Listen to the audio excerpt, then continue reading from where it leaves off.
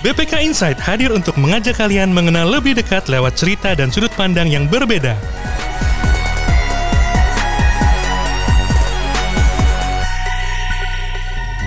Halo sahabat pembelajar, selamat datang di BPK Insight, podcast pembelajaran BPK Korpu.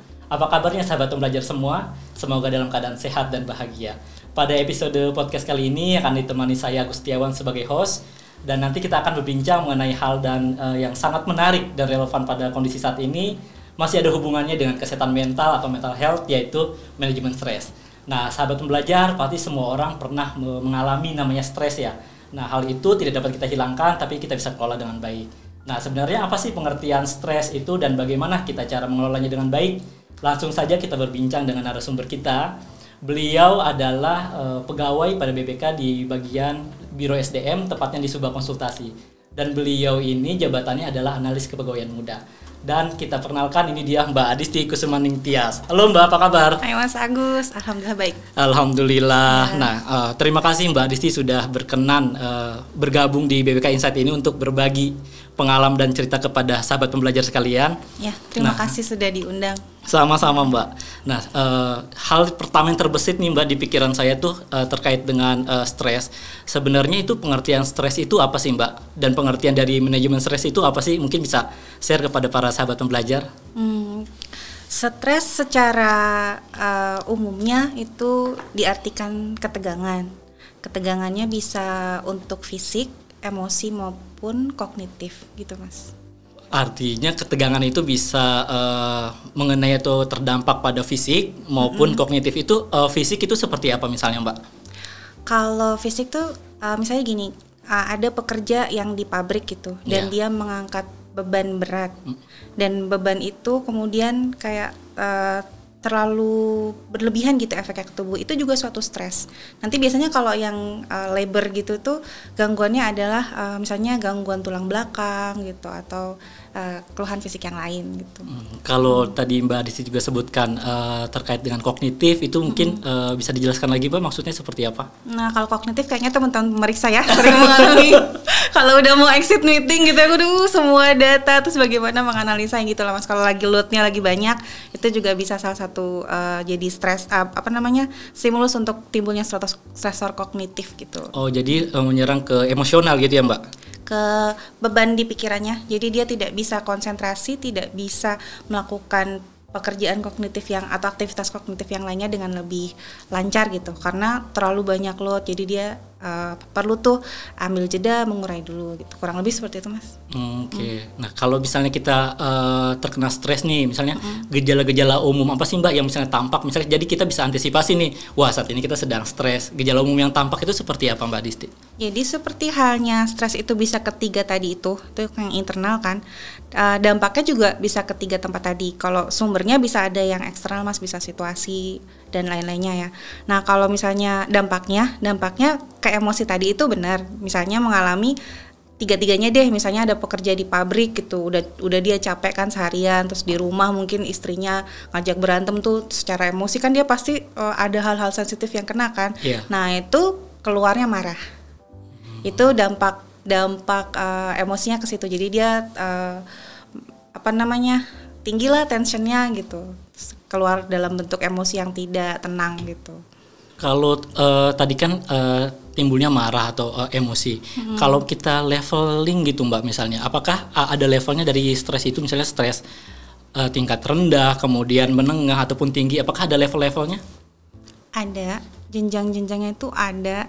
Cuma secara spesifik mungkin aku kurang bisa memperdalam ya tentang itu. Tapi memang adalah setidaknya yang rendah, sedang dan tinggi itu ada.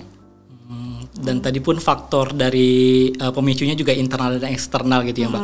Apakah ini ada pengaruhnya nih, misalnya kita pribadi yang introvert ataupun ekstrovert, apakah itu juga mempengaruhi pemicu stresnya itu datangnya dari internal atau eksternal? Ya, salah satunya kepribadian juga berpengaruh gitu.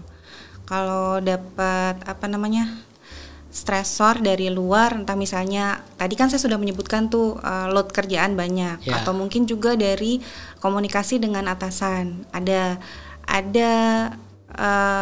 konflik atau ada ketidaksetujuan akan satu dan lain hal gitu.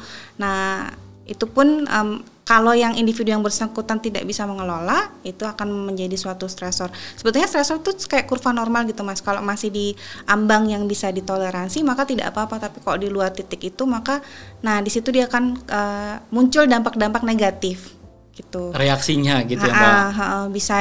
Bisa yang dialami fisik atau emosi atau kognitif tadi jadi kurang konsentrasi. Kalau yang emosi bisa juga akhirnya beberapa orang juga susah tidur yang datang ke saya terus mengeluhkan susah tidur gitu, atau yang lainnya.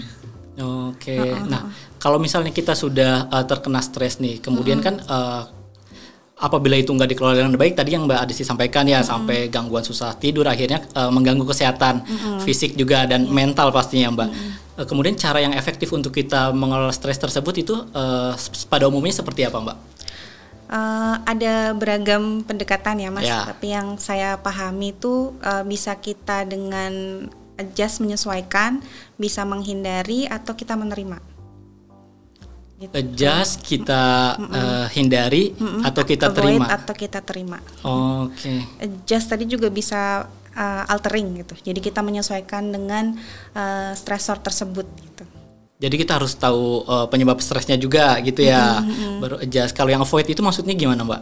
Kalau yang avoid itu misalnya kalau kita punya beban kerja yang banyak gitu, misalnya udah ada sekian tugas, kemudian ada permintaan untuk tambahan tugas lagi, nah itu di situ kita bisa saying no, karena kita tahu kita tidak akan bisa menyelesaikan tambahannya, karena yang utama itu sudah di situ batas kita gitu, itu avoid gitu. Nah kalau yang adjust ya, misalnya kayak kita dapat tantangan tes atau ujian atau sertifikasi atau apa gitu kan, kita ingin supaya hasil ujian kita bagus atau betul. Nanti dapat sertifikasi tertentu.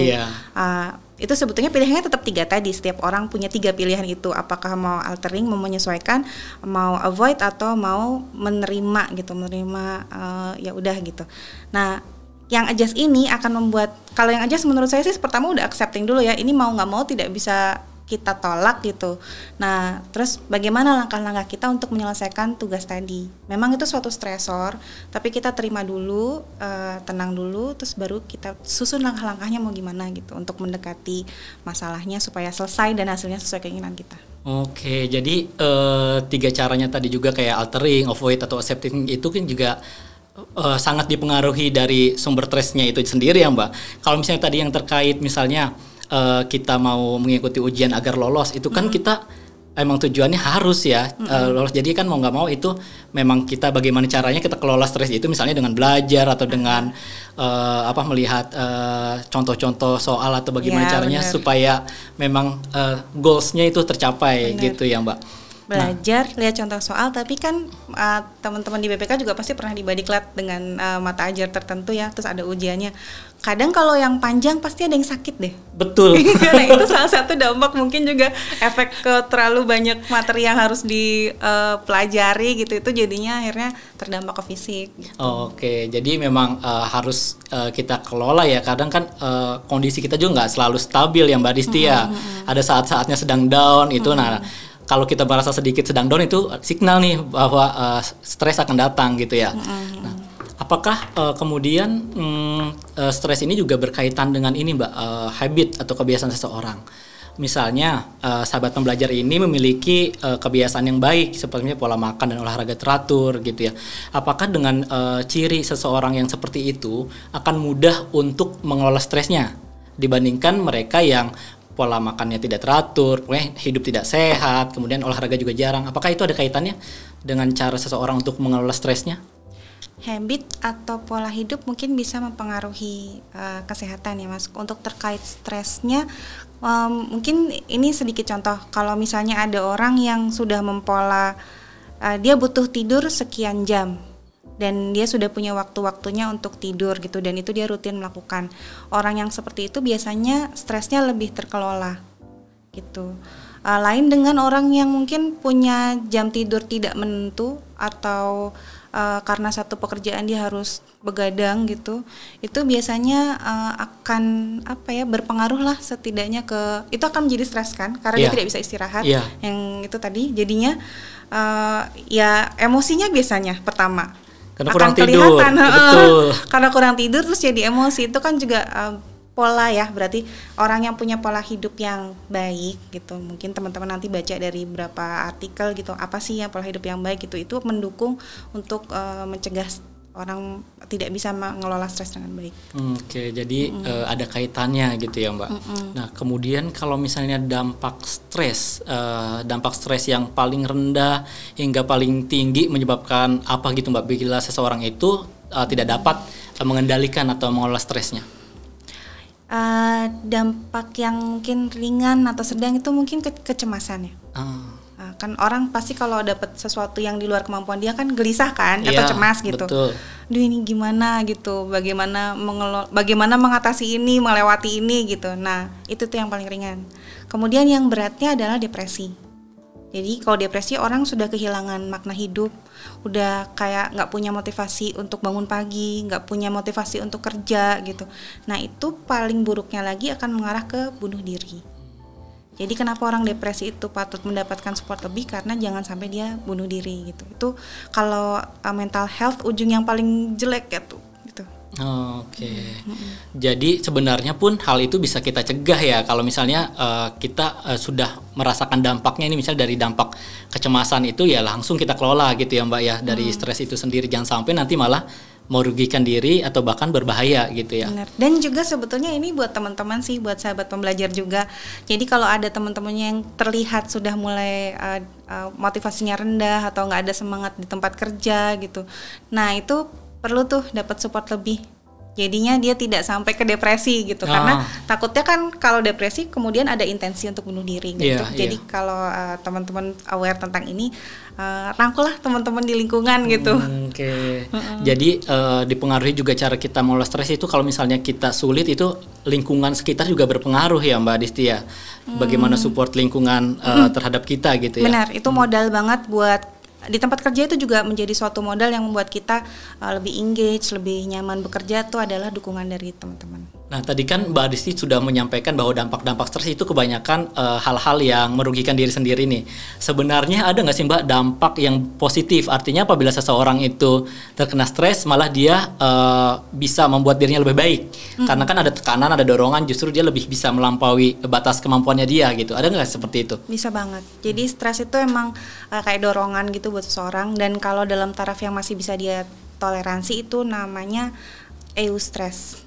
Jadi yang stres yang tadi berdampak negatif yang kita ingat itu adalah distress gitu.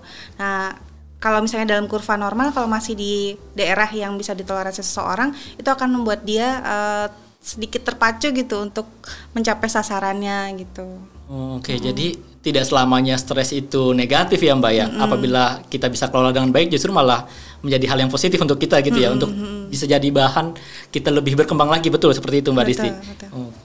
Kemudian kalau misalnya kita sekarang lagi booming nih Mbak istilah di anak-anak generasi now gitu, yaitu self healing gitu.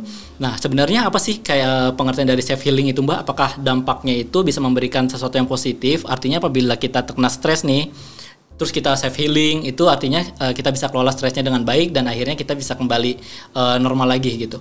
Ya, self healing itu kalau bagi aku pribadi itu kayak suatu jeda gitu.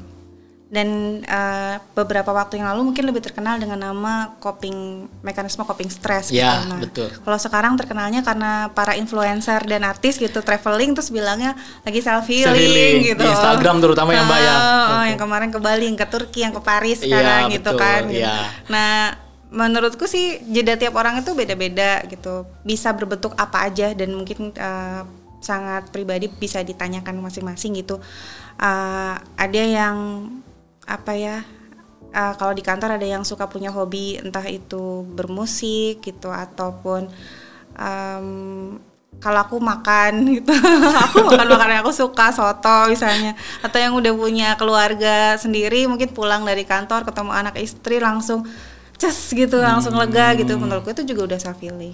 Jadi juga tergantung dari kebiasaan atau kegemaran kita ya untuk self healing ini. Temen tadi yang benar yang Mbak disampaikan bahwa yang kita tahu tuh self healing ya liburan gitu ya. Jadi ada framing bahwa saat kita stres ya pergi liburan supaya stresnya hilang gitu. Sebenarnya seberapa efektif misalnya seseorang tersebut hobi liburan, kemudian terkena stres akhirnya beliau ngambil cuti atau break sejenak untuk self healing berlibur, apakah dampaknya signifikan Mbak untuk mengolah stresnya? Menurut aku sih sebetulnya memang setiap orang perlu piknik. Jadi kayak 3 bulan sekali atau 4 bulan sekali perlu piknik gitu. Untuk kita buat jeda. Jadi udah rutinitas sekian waktu gitu. Kalau misalnya kita pergi ke tempat yang belum pernah, entah itu hanya kuliner aja. Misalnya kita posisi Jakarta Selatan, terus kita ke Bintaro gitu yang belum pernah, itu pun sudah kayak suatu penyegaran. Oh aku ke tempat yang baru gitu, terus merasakan experiencing sesuatu yang baru. Itu juga udah menurutku suatu rekreasi gitu. Menarik karena sesuatu yang baru itu penyegaran gitu ya, refreshing. Pengertian self healing dengan refreshing apakah ada perbedaannya atau memang itu memiliki makna yang sama, yaitu butuh sesuatu untuk break, melihat sesuatu hal yang baru untuk mengobati istilahnya stres gitu. Perbedaan self healing dan refreshing itu. Mungkin nanti perlu diperdalam ya, aku juga kurang mendalami itu, tapi bagiku sih itu sesuatu yang dalam area yang sama lah gitu. Orang rekreasi itu untuk membuat jeda biar hidupnya yang mungkin sudah rutinitas sekian waktu gitu tidak membuat dia terlalu tertekan gitu, kayak itu lagi gitu. Dengan rekreasi atau yang sekarang orang bilang kalau misalnya ke Bali atau kemana tuh self healing gitu, menurut aku tujuannya sama. Intinya tujuannya sama untuk kita mengolah stres supaya stresnya itu hilang gitu ya Mbak ya. Supaya malah kadang ada yang seperti ini, kalau misalnya kita habis self healingnya liburan, di liburan itu memang kita melupakan masalah atau pekerjaan yang banyak numpuk. Nah setelah kita masuk ke kerjaan lagi nih, masuk ke aktivitas rutinitas biasanya, kadang tuh hal-hal itu tuh muncul lagi gitu di kepala. Jadi yang kemarin kita liburan kadang hanya break sejenak, tidak menghilangkan, tapi setelah itu malah kita muncul lagi. Itu harusnya yang saat kita lakukan di liburan itu apa Mbak? Supaya masalahnya itu terpecahkan, hilang, tidak hanya sementara dilupakan, tapi setelah itu ingat lagi, atau justru ini malah benar-benar masalahnya hilang setelah kita benar-benar masuk kerja kembali, ya sudah kita dengan semangat baru lagi gitu. Tentunya kalau dia liburannya full liburan, seneng-senengnya gitu, menurut aku itu akan memberikan dia energi untuk pada saat menghadapi lagi stresnya untuk berpikir jernih gitu. Dan gak hanya liburan sih menurutku, yang jeda itu bisa 5 menit aja nih, misalnya kita pakai teknik pernafasan atau meditasi atau bisa dengan ibadah harian seperti sholat gitu. Menurutku itu juga bisa jadi self healing gitu. Dan kalau terkait liburan, kalau teman-teman udah liburan aja deh, senang-senang gitu, itu akan membuat jadi memori yang bahagia gitu. Dan memori kebahagiaan itu yang nanti kita angkat lagi, aku bahagia kok pernah jalan-jalan sama teman-teman kesini, pernah jalan-jalan sama keluarga di sini. Nanti di saat susah itu diingat bahwa ada momen-momen bahagia. Mungkin sekarang lagi harus berjuang begini, tapi ada loh saat-saat kita punya bisa untuk berbahagia gitu.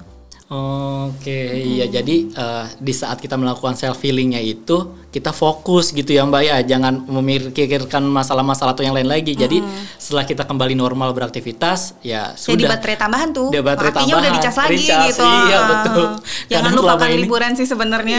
Selama ini kadang kalau liburan kan kadang-kadang ngelihat pesan atau WhatsApp gitu ya, kadang ada kerjaan apa ingat lagi gitu. Aduh, itu tidak terhindari ya sekarang. Iya betul, apalagi dengan sistem WFO ya, yang artinya dengan WFA itu kita juga bisa bekerja di mana saja gitu ya Mbak. Ya itu tergantung ke pribadi sih masing-masing. Ada yang mudah untuk switchnya, misalnya mau liburan pun tetap bisa bawa laptop gitu, misalnya sama anaknya tapi butuh 30 menit untuk kerjain, bisa abis itu tutup, senang-senang lagi sama keluarga karena butuh quality time kan. Tapi ada yang memang susah banget ya, dia tinggal mengkondisikan aja atau menyampaikan ke orang-orang terkait, entah atasannya, teman-temannya, mau ini dulu ada acara keluarga, izin sehari full off gitu. Bisa juga kalau dia nggak bisa switch mudah itu kan. Oke, ya itu mungkin saran buat sahabat pembelajar yang sulit membagi waktu kadang antara pekerjaan maupun di luar itu gitu ya Mbak. Nah terkait self healing nih Mbak, Bandiklat pun saat ini sedang mengembangkan BPK Korpu ya, yaitu ada MOOC, Massive Open Online Course. Jadi ini memberikan kesempatan kepada para sahabat pembelajar yang berasal dari BPK maupun nantinya yang berasal dari luar BPK juga untuk dapat menggunakan fasilitas pelatihan yang diberikan seperti self learning dan lain-lain gitu. Nah, untuk self healing ini apakah pelatihan-pelatihan yang disediakan oleh Badiklat ini juga bisa bermanfaat bagi sahabat pembelajar yang ingin apabila misalnya terkena stres nih, bingung mau ngapain, akhirnya dengan diklat atau pelatihan yang diikuti itu akhirnya stresnya bisa hilang. Apakah bisa digunakan sebagai self healing, Mbak? Bisa banget.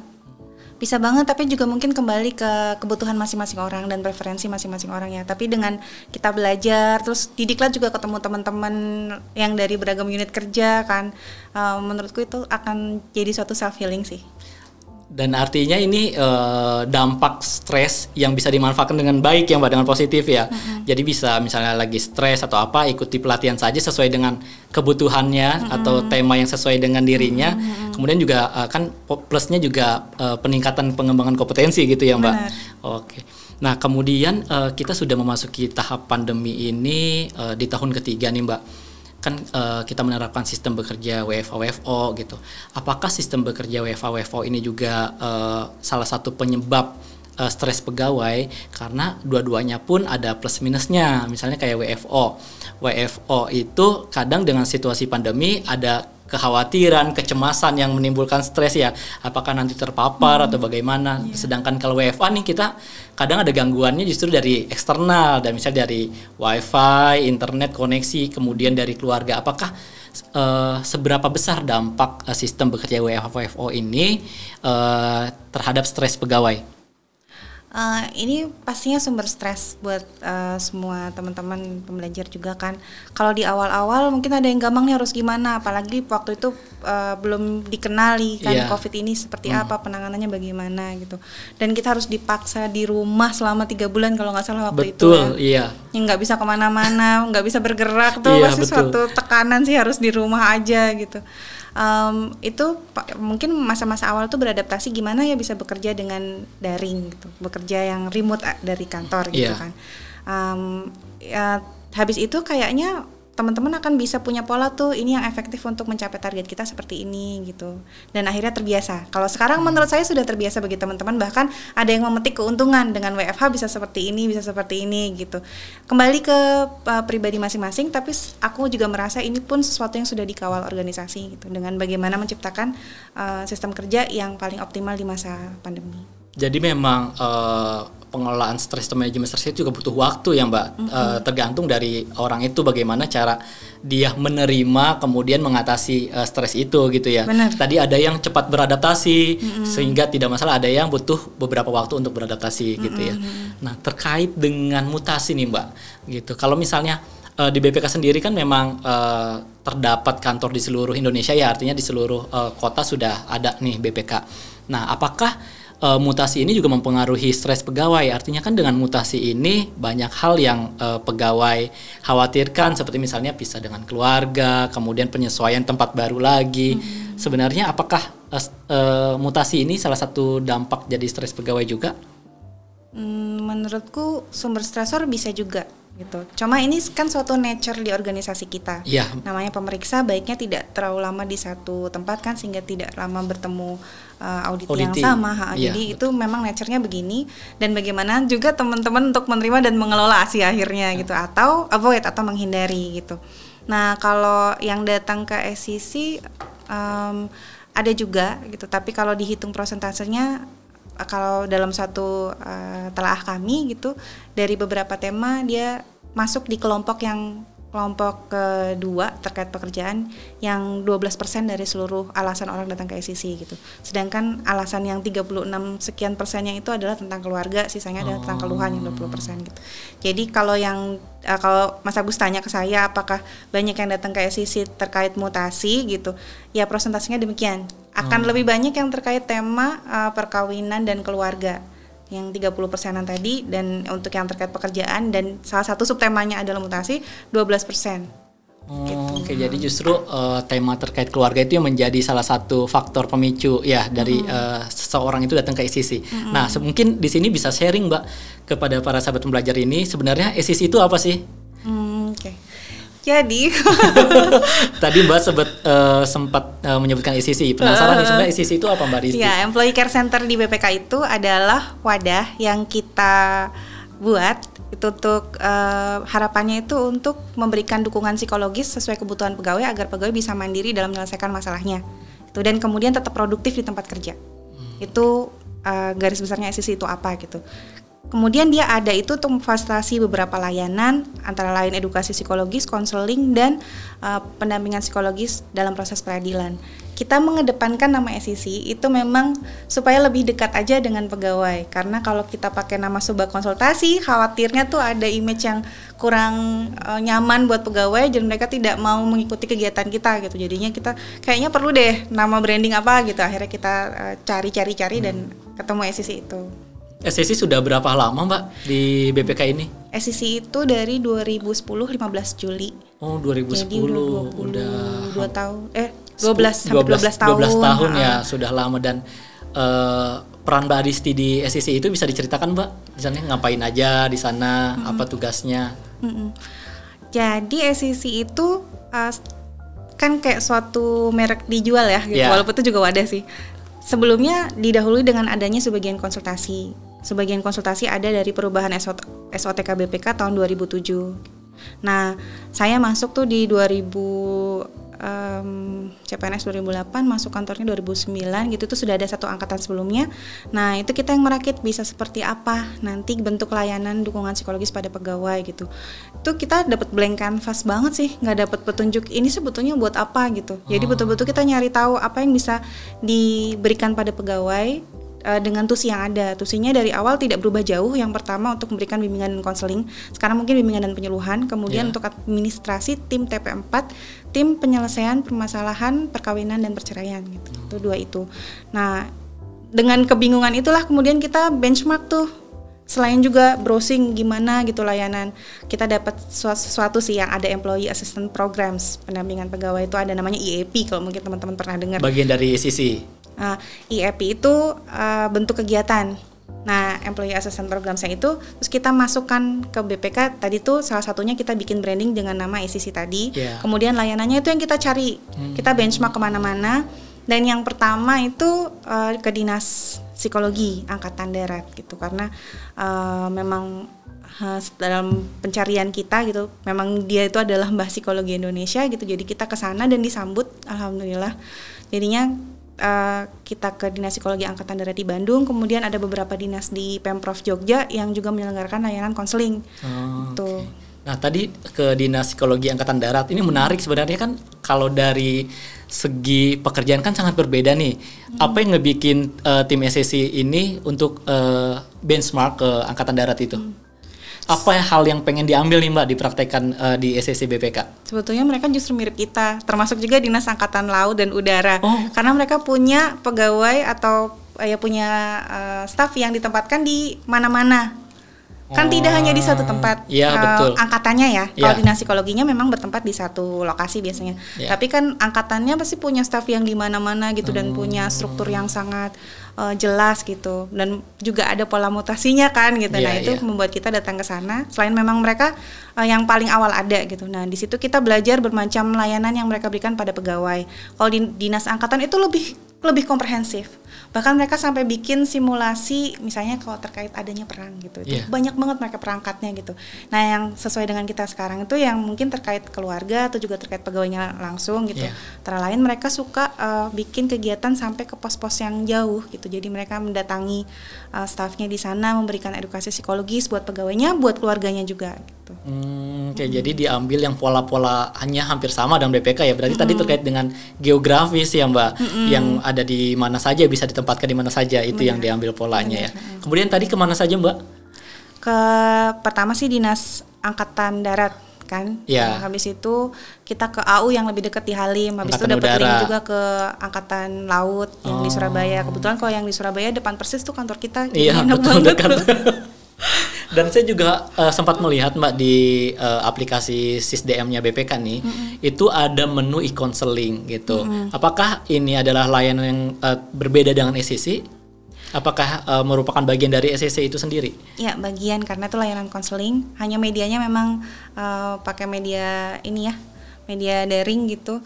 Itu dilaksanakannya tapi udah beberapa tahun yang lalu tuh Mas Agus. Jadi 2014 2015 dan saya minta maaf sama teman-teman mungkin ada yang pernah menggunakan itu tidak tersampaikan ke kami.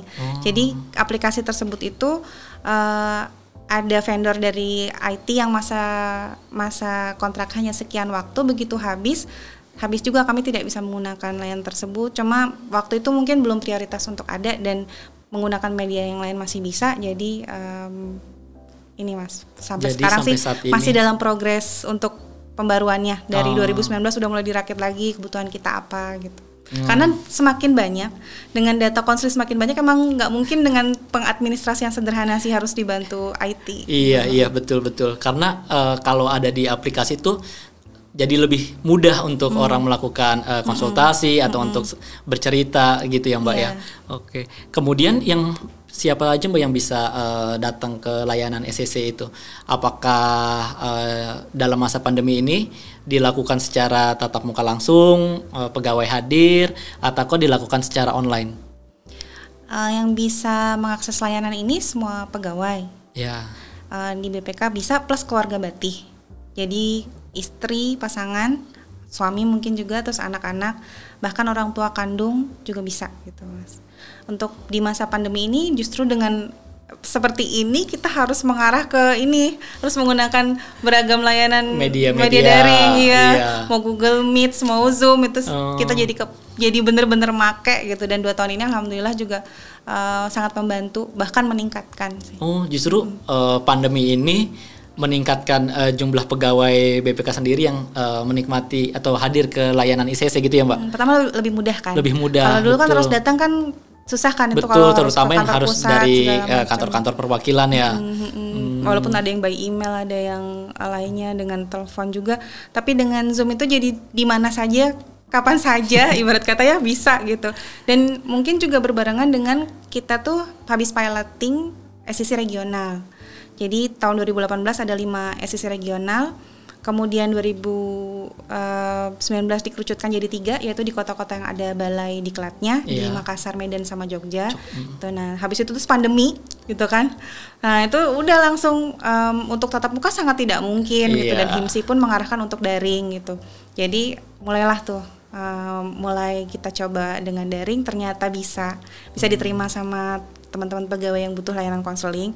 Terus ditambah dengan adanya SCC regional, dan kita juga sosialisasikan pastinya ada SCC regional. Di Medan kita ada Bu Mary, di Makassar kita ada Bu Dewi, di Jogja ada Mbak Kumala tuh. Masing-masing PIC di sana juga sosialisasi, udah jadi tambah banyak gitu.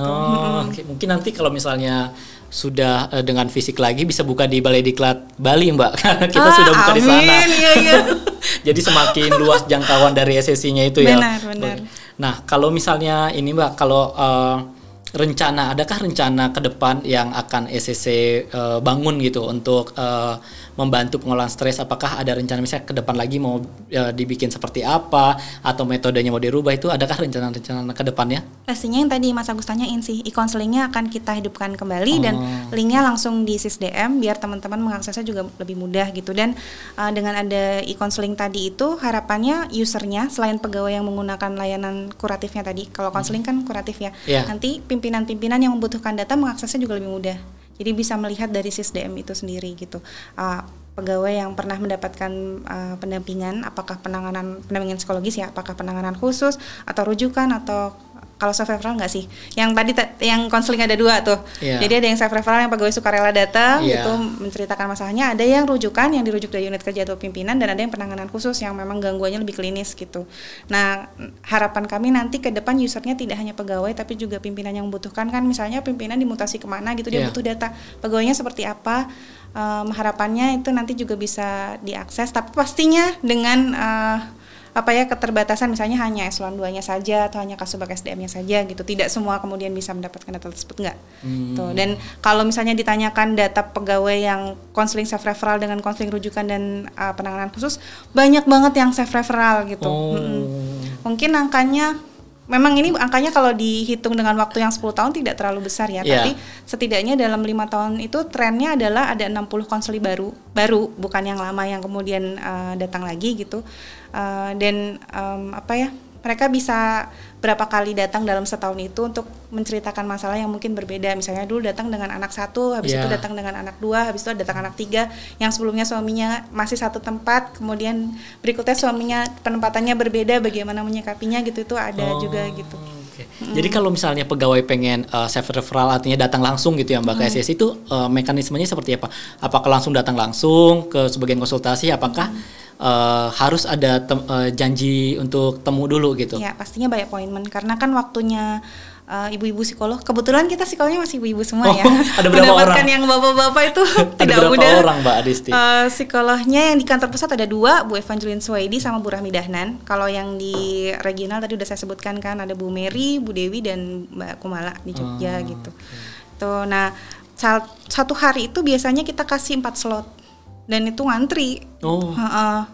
Jadi ya daftar aja, pendaftarannya ada mungkin teman-teman bisa akses di media sosial kita di Instagram, dicek di situ daftarnya ke siapa. Oke, baik. Tadi Mbak Adisti sempat menyebutkan psikolog ya. Nah, kalau misalnya sebenarnya perbedaan antara tadi konselor, psikolog dan psikiater itu apa sih Mbak? Kalau dari orang awam nih seperti saya itu kayaknya sama-sama saja. Jadi kalau misalnya kita butuh sesuatu tentang konsultasi atau apa, ya datang ke psikolog, psikiater ataupun konselor. Apakah ada bedanya itu apa Mbak? Mudahnya. Iya. Mudahnya aja biar cepat dipahami oleh sahabat pembelajar. Kalau perlu obat itu ke psikiater. Jadi kalau ada yang gangguannya udah yang berat gitu, itu harus ke psikiater tuh. Misalnya yang susah tidur banget, itu ke psikiater, nggak bisa ke psikolog untuk dapat obat. Jadi penanganan level tinggi gitu ya. Sudah farmakologi kalau psikiater itu. Jadi psikiater itu S1-nya kedokteran, terus profesi, kemudian S2-nya keahliannya adalah ilmu kejiwaan ya. Nah, kalau yang psikolog tuh S1, S2-nya psikologi dan profesi gitu. Kalau saya kebetulan sebetulnya tidak mengambil profesinya. Jadi saya hanya yang ilmuwan aja gitu, S1, S2 gitu. Nah, saya konselor. Memang di di HIMSI sendiri kode etiknya tuh untuk sarjana psikologi, ilmuwan psikologi baik dari strata 1 itu sudah bisa memberikan konseling sederhana. Jadi itu sudah dimungkinkan buat teman-teman yang memang S1 psikologi untuk memberikan konseling sederhana. Namun dalam perjalanannya nih Mas, SSI kan juga tidak diawaki semua orang psikologi. Ada teman-teman yang dari sosial, ada yang dari manajemen juga gitu. Itu pun dalam perjalanan menurut saya sangat bisa untuk perform memberikan konseling karena kita bekalin juga dengan beberapa diklat gitu, pelatihan. Jadi bisa dibantu oleh teman-teman lainnya juga ya. Dan sekarang juga marak dengan coaching juga kan Mas gitu. Sebetulnya kalau yang banyak ke arah yang yang kehidupan pribadi itu juga life coach gitu. Menurutku itu juga sejalan gitu, walaupun mungkin ada perbedaan dalam satu kontinum ya, kalau konseling di mana, coaching di mana gitu, tapi menurutku itu punya tujuan yang sama, hampir sama. Kurang lebih kurang lebih sama. Nah, terkait dengan tujuan yang sama, kalau misalnya kan tadi sudah banyak artinya pegawai yang mulai aware gitu ya untuk apabila ada sesuatu hal yang ingin disampaikan ke SSC gitu ya. Ukuran keberhasilan dari SSC itu sendiri apa Mbak terhadap pegawainya? Apakah misalnya pegawai tersebut datang ke SSC ini dikatakan berhasil dalam mengelola stresnya, kemudian pegawai tersebut tidak berhasil dalam mengelola stresnya. Itu ukuran-ukuran keberhasilannya apa biasanya yang diterapkan gitu? Simpelnya sih mungkin Mas Agus juga pernah ngerasain ya, kalau sama teman-teman, ada teman yang sharing ke Mas Agus, kalau dia kemudian kelihatan mukanya lebih tenang atau mendapatkan insight, pasti itu sangat melegakan buat yang mendampingi pastinya. Kalau dia bisa kemudian mendapatkan cara, aku bisa gini nih untuk mendekati masalahku, itu menurutku jadi kayak suatu keberhasilan yang indikator naturalnya tuh seperti itu gitu. Tapi kalau bicara tentang unit kerja gitu, kalau sebuah konsultasi, keberhasilannya itu mungkin kan perlu alat ukur lebih banyak ya Mas gitu. Nah, kalau kami karena memang SSI itu tidak punya banyak teman dulu gitu, jadi kita dalam meramu kegiatan, mengevaluasinya juga itu, kemudian mengeksekusinya juga butuh effort gitu. Kita tuh so far masih berdasarkan kuantitas aja. Misalnya kalau dari unit kita ya, dari sebuah konsultasi bagian kesejahteraan guru SDM, keberhasilan kita lebih ke kuantitas, berapa jumlah konseli barunya per tahun gitu, berapa sesi yang kita lakukan, berapa banyak edukasi psikologi seperti seminar atau sharing time yang kita lakukan gitu. Masih kuantitatif sih. Oke, dari sisi jumlahnya, artinya kalau misalnya memang jumlahnya meningkat, artinya wah memang sudah banyak yang sadar nih untuk datang ke ECC gitu. Betul. Ya Mbak ya, dari sisi layanannya sudah berjalan dan bermanfaat gitu ya. Ada nggak sih kewajiban Mbak kalau misalnya saya sebagai salah satu istilahnya apa Mbak kalau hadir datang ke ECC itu konseling gitu ya, apakah misalnya ada kewajiban untuk melapor ke ECC misalnya, artinya wah saya sudah berhasil nih ini, atau saya butuh penanganan lebih lanjut. Adakah kewajiban untuk kita harus melapor, ataukah memang ya sudah setelah selesai konseling berakhir gitu? Nah, sayangnya belum ada. Karena yang tadi tuh sistem evaluasinya dalam eksekusinya tidak mudah. Jadi sebetulnya di pos sudah ada tuh form evaluasi. Cuma mengadministrasikannya mungkin kami belum baik ya gitu, belum optimal lah, mungkin perlu perbaikan di situ. Akan sulit Mas. Jadi untuk membawa orang untuk datang ke SCC pun kadang ada yang datang tuh bulan kayak datang bulan Oktober, nanti November datang lagi. Tapi cuma masuk terus ngobrol sebentar keluar gitu. Ditanyain apa mau konseling? Enggak, ntar aja gitu. Nanti datang Februari baru dengan masalah yang tambah berat gitu. Itu untuk kadang ada yang masih seperti itu. Berbeda dengan teman-teman yang mungkin udah bisa menikmati dengan santai gitu. Ini layanannya memang layanan untuk membackup kita gitu. Jadinya mereka bisa enak gitu. Nah, dalam eksekusi untuk evaluasi pun kami tidak mudah gitu. Nah, ini memang sedang dirakit karena sekarang sudah banyak juga. Sekarang SCC sudah banyak temennya di beberapa kementerian lembaga gitu. Dan sudah juga dapat mungkin kita juga benchmark kan ke ada kemarin kita sempat ke Direktorat Bina Kesehatan Jiwa gitu. Kita dapat beberapa masukan, ada beberapa alat ukur yang bisa untuk mengukur outcome. Jadi diberikan sebelum konseling dan nanti diukur sesudah konseling.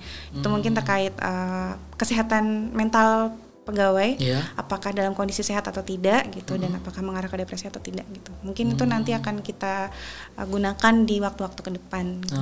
Oke. Dari misalnya pegawai-pegawai itu datang ke SCC gitu, kan ada database-nya di SCC itu ya Mbak.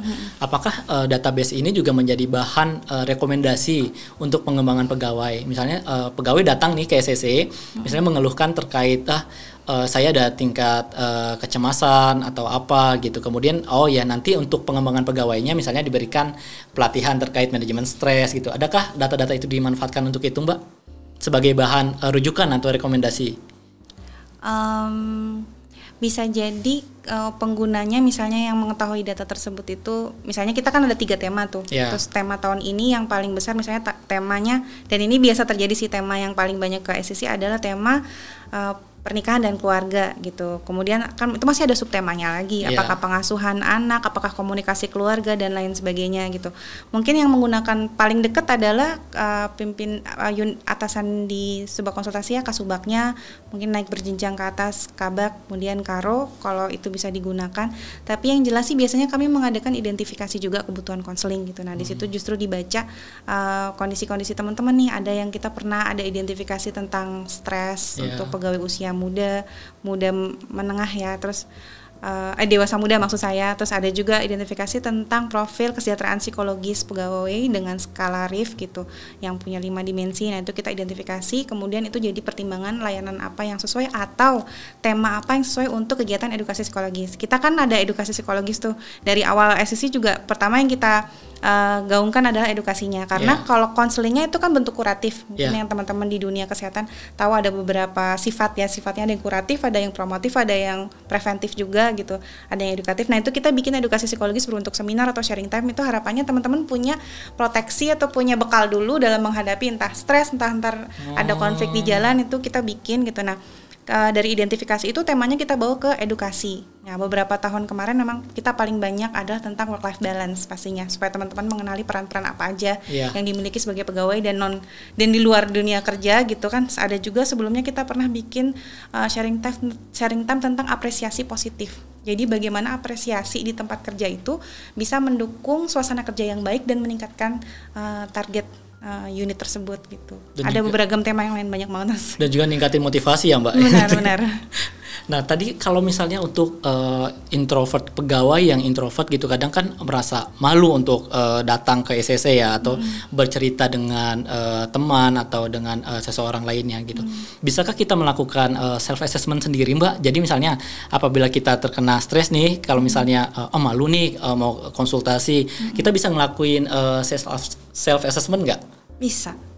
Itu Kemarin aku nyoba ngakses sih di websitenya Direktorat Bina Kesehatan Jiwa tuh biasanya ada tuh alat ukur dia SRQ 20. Itu akan melihat kita sehat atau enggak. Ada 20 item nanti kalau misalnya kita 4 atau 6 gitu tidak tidak sesuai gitu, atau misalnya skor kita tuh 16 atau 14 gitu, nanti maknanya apa itu bisa dilihat gitu. Itu bisa. Mungkin teman-teman browsing berapa alat-alat ukur yang untuk mendeteksi diri sendiri itu juga bisa gitu. Yang biasa ini secara umum digunakan apa yang tadi Mbak? SRQ. SRQ 20. Okay. SRQ 20. Ada 20, ada 29, ada beberapa jumlah lagi gitu, yang panjangnya pun ada, itu sering digunakan oleh Kementerian Kesehatan. Jadi untuk kita yang misalnya malu untuk konsultasi itu bisa untuk self assessment itu dulu ya. Coba cari aja, pasti teman-teman bisa dapat dukungannya dibutuhkan. Kok sekarang kan mudah kita dengan browsing aja. Tapi betul. Harapannya sih nggak malu ya. Jadi langsung harapannya nggak malu, kalau ada apa-apa langsung ke SCC aja. Atau kalau nggak ada apa-apa dan mau sharing aja ke kita. Itu benar-benar harapan kita bisa jadi sobatnya pegawai di BPK gitu, untuk dalam senang dan susah gitu. Jadi memang tidak hanya untuk yang bermasalah yang datang untuk sharing ke SCC ya, bahkan kalau misalnya kita punya tujuan atau rencana apa yang bisa sharing datang langsung ya Mbak ya. Banget.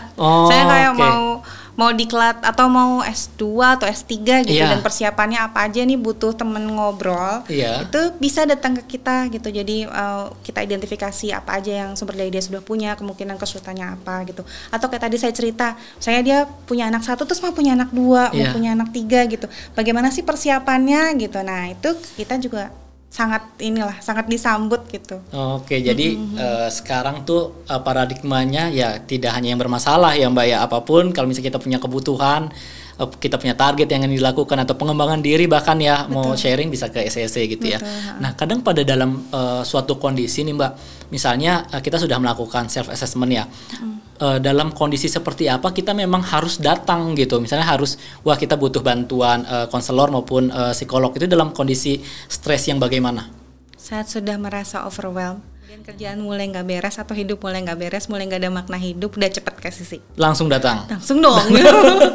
Telepon juga nggak apa-apa gitu. Kalau mulai ngerasa aduh udah nggak bisa nih, nggak ke cover semuanya gitu, coba ngobrol sama psikolog, barangkali bisa dibantu untuk menelaah sebetulnya sekarang bagaimana kondisinya, terus alternatif apa yang dia punya untuk menyelesaikan masalahnya gitu. Dan masalah itu kan bagian dari kehidupan kita tuh, juga tumbuh mendewasa juga karena ada masalah. Jadi setiap orang akan selalu menghadapi masalah, dan dalam setiap jenjang kehidupannya juga akan berbeda-beda gitu. Jadi jangan antipati dengan masalah itu selalu ada, akan selalu ditemui gitu. Dan kalau butuh dukungan lebih, kayak SCC aja. Ngobrol di SCC. Ngobrol yuk. Jadi nggak usah malu, nggak usah dipendam semuanya sendiri gitu ya. Jadi gitu, kalau kita memang sudah tidak bisa mengelola stres ini dari diri sendiri, ya kita minta bantuan ke profesional ya Mbak, datang ke SCC, konselor maupun psikolog gitu ya. Nah, kemudian harapan yang Mbak Adisti itu ingin capai gitu ya, ketika Mbak berada di suatu organisasi, sebuah konsultasi memang linear dengan latar belakang pendidikan Mbak. Betul. Sebenarnya passion atau apakah ada harapan tertentu yang ingin Mbak capai sih sebagai konselor gitu? Harapan tertentu, karena juga udah lama di posisi ini ya, pastinya well-being pegawai, harapan saya well-being pegawai itu baik dan menunjang mereka untuk berkinerja optimal gitu. Itu harapan pribadi saya sih. Mungkin juga sebetulnya SCC pun punya harapan yang sama. Kan tadi sudah SCC ini sudah hampir 12 tahun ya Mbak. Kemudian sudah banyak pegawai yang datang gitu ya. Boleh cerita sedikit Mbak ke para sahabat pembelajar, mungkin suka dukanya Mbak berada di SCC ini, apa bisa di-sharing mungkin Mbak, ada hal-hal menarik apa? Sukanya ya alhamdulillah bisa memberikan support, jadi ada manfaat dari ilmu saya juga yang saya pelajari di bangku kuliah gitu. Dan kalau mereka berhasil itu kegembiraan juga buat kita gitu, dan kalau tidak berhasil itu juga jadi latihan buat saya untuk lebih tangguh, untuk lebih legowo, ikhlas gitu. Harapan saya itu. Luar biasa nih Mbak Disti. Kemudian Mbak, kalau misalnya nih Mbak Adisti, kan banyak orang yang istilahnya bercerita atau mengadu tentang masalahnya dia ya gitu. Bagaimana supaya Mbak Adisti juga bisa memanage atau mengelola stresnya sendiri nih? Padahal kan setiap orang kan pasti punya masalah sendiri ya. Nih, ini orang lain datang membawa masalah atau ingin cerita atau minta saran dari Mbak Adisti. Nah, bagaimana cara Mbak Adisti untuk tetap sehat, tetap happy di kondisi yang seperti itu? Artinya tidak terpengaruh hal-hal yang kurang baik gitu misalnya. Ya, pertama mungkin memahami nature kerjanya ya. Memang resiko untuk konselor adalah itu, beban emosional. Mungkin kalau teman-teman pemeriksa lebih ke kognitif karena harus menganalisa beragam data gitu, metodenya segala macam gitu. Kalau kami memang resiko kerjanya adalah itu disadari dari awal gitu. Dan ya kembali lagi kalau ke values-nya pribadi sih, memang ingin memberikan manfaat gitu. Jadi itu juga jadi pegangan saya, penguat saya, dan pastinya dibantu semua orang di lingkungan, dari atasan juga, teman-teman sesama konselor juga gitu. Jadi kadang kalau kayak sharing kasus gitu, teman-teman atau atasan punya pertimbangan gitu, itu sangat membantu banget. Sangat membantu, pakai banget tuh, nggak bisa sendiri. Iya betul, karena di sana pun ya secara tim ya Mbak ya. Nah kemudian kalau misalnya bagi para sahabat pelajar nih, misalnya kan istilah toxic relationship kan juga sedang in gitu ya Mbak, kondisi sekarang ya. Bagaimana kita dapat tetap positif atau tidak terpengaruh apabila kita berada di lingkungan yang toksik, baik itu misalnya lingkungan yang dalam arti organisasi atau lingkungan sosial atau lingkungan keluarga gitu. Bagaimana cara kita untuk dapat tetap istilahnya sehat dan stabil gitu Mbak, tidak terpengaruh dengan hal-hal yang negatif itu? Itu karena kadang Mas kalau mediasi itu kan berada di mendampingi suatu pernikahan pegawai yang kondisinya tidak sehat gitu ya. Tadi atau Mas Agus bilang toksik, itu memang makan energi lebih sih untuk mengurai gitu. Nah di tempat kerja pun kadang ada. Ini tidak bermaksud gimana, cuma kadang ada yang pola atau gaya komunikasi satu atasan itu tidak mudah untuk diterima teman-teman sebagai staff, dan kadang jadi mengganggu kenyamanan bekerja gitu. Nah, gimana bisa tetap prima dalam kondisi toksik? Ya usahakan tetap waras sih jelasnya. Pastinya cari tempat berbagi, atau mungkin kalau butuh bantuan lebih ke datang ke profesional yang bisa membantu, entah psikolog atau konselor atau coach atau yang lainnya gitu, biar dapat support lebih gitu, karena memang pastinya butuh energi banyak tuh untuk tetap bisa perform, menyelesaikan target-targetnya atau menyelesaikan tugas-tugasnya atau menyelesaikan tanggung jawabnya, entah sebagai mungkin pekerja atau suami atau istri atau orang tua, itu memang butuh support. Kadang kalau di toxic environment gitu kan pasti dampaknya pertama ke emosi dulu. Kadang butuh teman sharing untuk sekedar menyatakan gue kesel gitu. Itu kadang ada tuh konseling yang datang cuma Mbak aku mau didengerin, ya udah aku tugasku bener-bener cuma dengerin. Begitu aku kasih sedikit kayak mau coba kita telah alternatifnya, dia langsung kayak diem gitu, karena sebetulnya hanya mau didengerin aja gitu. Dia butuh tempat yang untuk diterima bahwa ini betul yang dia rasakan gitu, dan itu memang betul yang dia rasakan sih. Setiap yang dirasakan orang itu adalah benar gitu. Kita terima aja karena itu kan sudut pandang dia gitu kan, kehidupan dengan latar belakang dia sehingga dia merasakan itu gitu. Nah, kalau ada yang mau minta lebih gitu, misalnya mau aku bisa apa ya Mbak gitu, nah itu baru nanti berproses untuk lebih lanjut, apakah mau dicari alternatif solusinya atau gimana gitu. Nah kalau misalnya Mbak Adisti nih, sebenarnya dampak apabila pegawai itu tidak dapat mengolah stresnya dengan baik, dampak yang dirasakan oleh organisasi itu apa Mbak? Kan stres pegawai itu kan membuat dia tidak perform kan, tidak mencapai targetnya dia gitu. Jadi kalau diakumulasi atau ditarik ke atas, mungkin jadi efisiensi organisasi untuk mencapai tujuannya akan berkurang. Itu sih yang pertama. Kalau bahasa mudahnya sih atau bahasa lain mungkinnya bukan bahasa mudah. Jadi kalau dia tidak engage, dia stres, kemudian tidak menikmati pekerjaannya, engagement jadi rendah gitu, dan nanti intensi untuk berhentinya akan tinggi. Nah kalau udah kayak gitu, misalnya nanti benar-benar dia berhenti, maka rekrutmen akan bingung untuk, ya bukan bingung sih, tapi dia akan jadi dapat tugas tambahan untuk menempatkan orang di situ lagi gitu, dan kita kehilangan rekan berharga yang sudah kita dari awal perjalanannya di BPK mendapatkan diklat banyak, punya experience bersama-sama teman, angkatannya dan unit kerjanya, kita harus kehilangan gitu. Itu kan bukan sesuatu yang kita inginkan gitu. Oke, betul. Mungkin karena dampak-dampak tersebut artinya organisasi di sini berperan, nanti BPK berperan, makanya adanya dari SSC itu ya Mbak, salah satunya untuk mengelola stres pegawai gitu ya. Sehingga nanti kinerjanya tetap bisa baik di tempat kerja, bisa menyelesaikan masalahnya dengan mandiri, dan experience-nya di BPK tuh menyenangkan gitu. Oke. Nah, dari tadi awal kita berbicara sampai saat ini terkait dengan stres, pengelolaannya, sebenarnya seberapa penting Mbak seseorang itu dapat melakukan manajemen stres atau pengelolaan stres itu dengan baik? Pentingnya itu seberapa?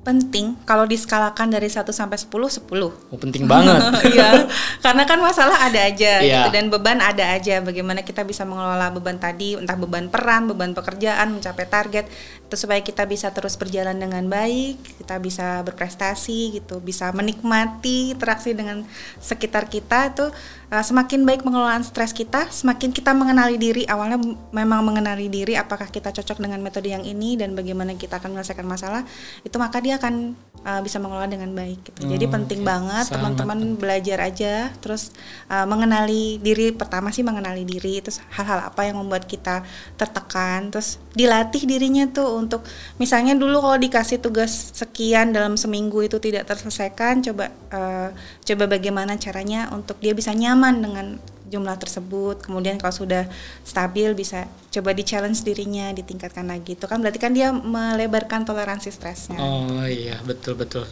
Dan kemudian nih Mbak Adisti, di sesi akhir BPK Insight ini, pesan apa yang ingin Mbak Adisti sampaikan untuk para sahabat pembelajar sekalian? Pesan buat sahabat pembelajar yang pertama, silakan teruskan untuk jaga kesehatan. Nomor 1 itu bagaimanapun kesehatan fisik harus dijaga. Nanti dengan fisiknya sehat, teman-teman bisa beraktivitas, bisa beribadah, bekerja gitu kan. Nah, itu nanti akan membangun kualitas hidup yang baik gitu. Dan kalau misalnya nanti terasa mulai ada tekanan yang berlebih, mulai stres, merasa overwhelmed, cari dukungan. Berbagilah atau berbagi dengan teman-teman di lingkungan, atau cari dukungan dari profesional seperti di SCC. Oke, itu adalah sahabat pembelajar pesan-pesan dari Mbak Adisti untuk kita, bagaimana kita cara mengelola stres kita dengan baik. Jangan sampai stres itu justru malah merugikan kita, bahkan bisa kita ubah sesuatu yang negatif itu, tekanan dari stres itu kita ubah ke sesuatu hal yang positif. Terima kasih banyak Mbak Adisti sudah sharing, berbagi pengetahuan dan pengalamannya. Terima kasih banyak. Nanti kalau suatu saat kita undang lagi, hadir ya Mbak? Insya Allah. Terima kasih banyak Mbak Adisti. Semoga Mas Agus, apa yang kita sampaikan ini dapat bermanfaat bagi para sahabat pembelajar sekalian. Amin. Saya juga kurang lebihnya mohon maaf. Mudah-mudahan ada yang bisa diambil manfaatnya. Amin. Terima kasih Mbak Adisti. Sehat selalu ya Mbak. Amin. Nah Mbak Adisti, di penghujung BPK Insight kali ini mungkin ada pesan-pesan yang ingin Mbak Adisti sampaikan kepada para sahabat pembelajar. Silakan Mbak Adisti. Siap Mas. Buat sahabat pembelajar sekalian, terus menjaga prokes, jaga kesehatan fisik, karena dari tubuh yang sehat akan ada jiwa yang kuat, sehingga teman-teman dengan tubuh yang sehat bisa beraktivitas, bisa beribadah, bisa bekerja dengan nyaman. Nah, bila nanti teman-teman merasakan stres berlebih atau sudah merasa overwhelmed, jangan segan untuk menghubungi kami di SCC atau tenaga profesional kesehatan mental di sekitar teman-teman. Tetap produktif, tetap semangat. Baik, terima kasih banyak Mbak Adisti yang sudah bergabung di BPK Insight kali ini, membagi cerita, pengetahuan dan pengalaman kita semua. Semoga apa yang obrolan kita pada kali ini dapat bermanfaat bagi sahabat pembelajar. Amin. Terima kasih banyak ya Mbak. Sampai bertemu lagi. Nanti kalau kita undang lagi, berkenan ya Mbak masih. Terima kasih banyak ya Mbak. Sehat selalu. Amin. Makasih Mas Agus. Ya. Nah baik, sahabat pembelajar, itulah tadi BPK Insight episode manajemen stres kali ini. Terima kasih kepada para sahabat pembelajar yang sudah menyaksikan. Dan tadi yang telah disampaikan oleh Mbak Adisti bahwa stres itu memang tidak dapat dihindari, tetapi kita bisa kelolanya dengan baik. Nah, ibarat sebuah mesin nih sahabat pembelajar, bahwa manajemen stres itu adalah sebuah tombol reset yang dapat kita tekan agar tubuh dan pikiran kita kembali rileks. Oke, sekali lagi terima kasih banyak sahabat pembelajar. Sampai ketemu di episode BPK Insight berikutnya. Saya Agus Setiawan undur diri. Stay healthy and happy. Salam BPK Korpu.